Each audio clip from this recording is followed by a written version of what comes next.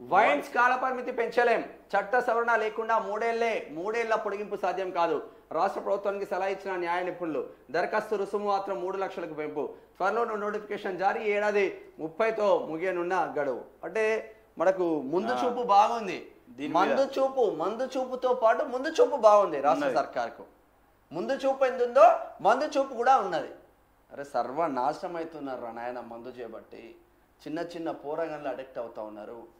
దాని నుంచి గంజాయి పోతున్నారు, దాని నుంచి డ్రగ్స్ పోతా ఉన్నారు.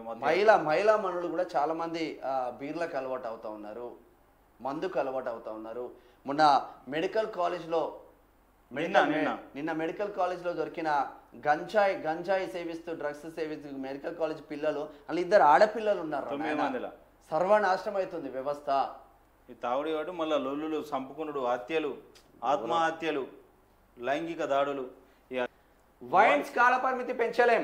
చట్ట సవరణ లేకుండా మూడేళ్ల పొడిగింపు సాధ్యం కాదు. రాష్ట్ర ప్రభుత్వానికి సలహా ఇచ్చిన న్యాయ నిపుణులు. దరఖాస్తు రుసుము మాత్రం 3 లక్షలకు పెంపు. త్వరలో నోటిఫికేషన్ జారీ. ఏడాది 30తో ముగియనున్న గడువు. అంటే మనకు ముందు చూపు బాగుంది. మందు చూపుతో పాటు ముందు చూపు బాగుంది రాష్ట్ర సర్కార్కు. ముందు చూపు ఎందుందో మందు చూపు కూడా ఉన్నది. అరే సర్వనాశనం అవుతున్నారు నాయన మందు చేపట్టి. చిన్న పోరగాళ్ళు అడిక్ట్ అవుతా ఉన్నారు.